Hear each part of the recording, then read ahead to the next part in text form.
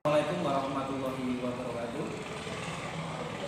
Semuanya calon peserta didik dari SMK Yati Bodong tahun pelajaran 2020-2021 yang kami banggakan. Pertama, kita panjatkan syukur kepada Allah Subhanahu Wa Taala, yang mana kita semua masih diberi kesehatan, keselamatan, bisa melaksanakan apa yang sudah diagendakan, yaitu MPLS atau masa pengenalan lingkungan sekolah siswa baru atau peserta didik baru SMK Yati Bodong tahun 2020-2021. Anak-anak sekalian, sebelum masuk ke materi MPLS dari kali ini, mungkin kalian semua sudah terbiasa atau belum terbiasa. Karena kemarin kita laksanakan materi, kita datang langsung bertatap muka, kita bisa interaksi langsung. Tapi kali ini karena kondisi situasi dan saat ini atau pandemi COVID-19, maka untuk MPLS kali ini kita laksanakan program daring. Perkenalan dulu sebelum masuk ke materi. Nama saya Roin Fibrianto, SSI. Kebetulan kami atau saya bertugas atau mengajar sebagai guru mata pelajaran penjas atau pendidikan jasmani warga kesehatan. Dan kebetulan juga saya ditugaskan sebagai wakil kepala sekolah di bidang siswa. Di sini saya akan menyampaikan materi, yaitu materi olahraga dan kesehatan. Sebelumnya, untuk MPLS atau pelaksanaan MPLS sebelumnya, ketika tidak daring, kita semua, anak-anakku semua akan melaksanakan praktek olahraga di lapangan. Karena kondisi saat ini mengakibatkan kita harus melaksanakan olahraga secara tidak langsung atau secara online. Sedikit informasi, apa itu olahraga? Mungkin sebagian dari kalian sudah tahu apa itu olahraga. Olahraga adalah, secara pengertian, adalah salah satu aktivitas yang melibatkan pengerahan tenaga fisik dan pikiran yang dilakukan untuk melatih tubuh manusia baik secara jasmani maupun rohani. Jadi intinya, olahraga itu gerak tubuh kita semua digerakkan. Semua anggota tubuh kita digerakkan, ada aktivitas di situ. Ada pendapat lain yang mengatakan, apa itu olahraga?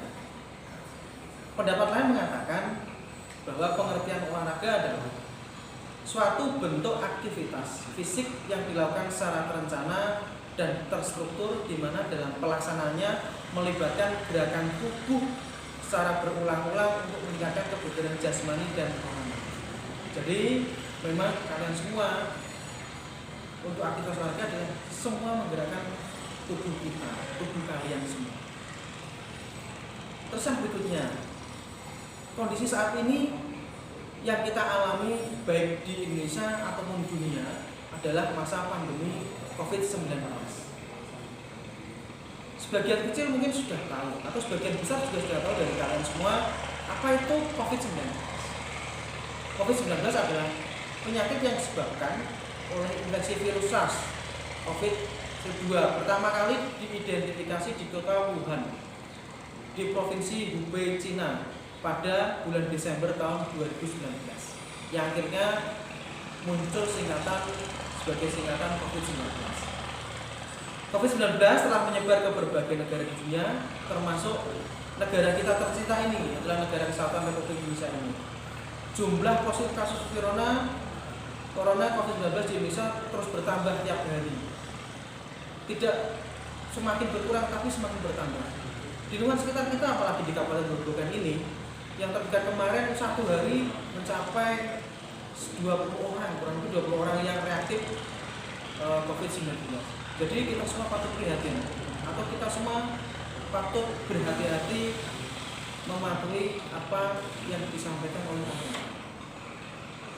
COVID-19 sebelumnya dikenal dengan sebagai novel 201 atau novel coronavirus 2019 nCoV, penyakit pernafasan. Sebelum Organisasi Kesehatan Dunia WHO menyatakan nama resmi sebagai COVID-19 pada bulan Februari tahun 2020. Itulah tadi secara singkat Kenapa muncul istilah COVID-19? Yang berikutnya, walaupun di masa pandemi seperti ini, gerak kita, gerak kalian semua terbatasi, tetapi ada pertanyaan, boleh apa tidak kita berolahraga di masa pandemi COVID-19? Berbagai pakar mengatakan, berbagai pendapat mengatakan justru bahwa di masa COVID-19 ini, pandemi COVID-19, kita semua dianjurkan untuk menjaga kesehatan dan kebugaran tubuh dengan berolahraga pun sangat dianjurkan. Pasalnya, kegiatan ini terbukti bisa meningkatkan imunitas tubuh dan mencegah infeksi virus. Dari kalimat di sini jelas bahwa virus corona itu sangat kuat sekali atau sangat rentan sekali mengenai orang-orang atau tubuh yang mempunyai daya imunitas rendah. Nah, maka dari itu, untuk meningkatkan daya imun tubuh kita harus berolahraga, beraktivitas sesuai dengan aturan yang berlaku. Terus bagaimana kegiatan ini tetap bisa dilakukan? Ini pendapat dari menurut Head of Medical Management Good Dr. Adhita Gunawan. Salah satu cara yang dapat dilakukan adalah dengan berlari di tempat. Mungkin kalau di kota besar, lari di tempat bisa dilakukan menggunakan alat yang namanya treadmill. Tetapi kalau saya, kalian semua, mungkin bisa dilakukan lari-lari di lingkungan rumah kita sendiri atau di lingkungan masyarakat. Yang terpenting tidak ada bergerombol di situ, tidak mengakibatkan berkerumunnya seseorang. Tidak terjadi interaksi satu dengan yang lain.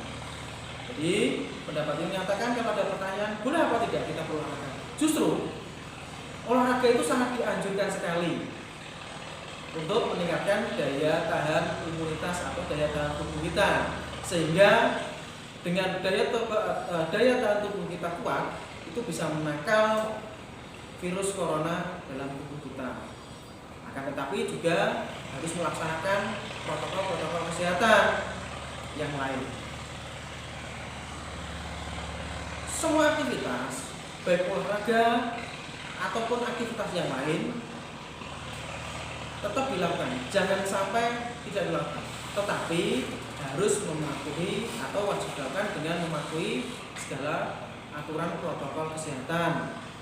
Kalau kita keluar rumah itu diwajibkan memakai masker untuk mengantisipasi atau meminimalisir penyebaran virus corona yang akan menyebar kepada kita. Terus ketika kita pas pulang dari aktivitas, masuk ke rumah, harus cuci tangan pakai sabun, atau kalau ada hand sanitizer kita gunakan hand sanitizer. Itu saja dari Pak Roin. Semoga apa yang Pak Roin sampaikan, materi tentang olahraga tadi dan kesehatan, bisa bermanfaat untuk kita semua, untuk kalian semua di rumah beserta keluarga, untuk Pak Roin dan semua guru dan karyawan SMK yang semua. Semoga kita semua selalu dalam lindungan Allah Subhanahu wa taala.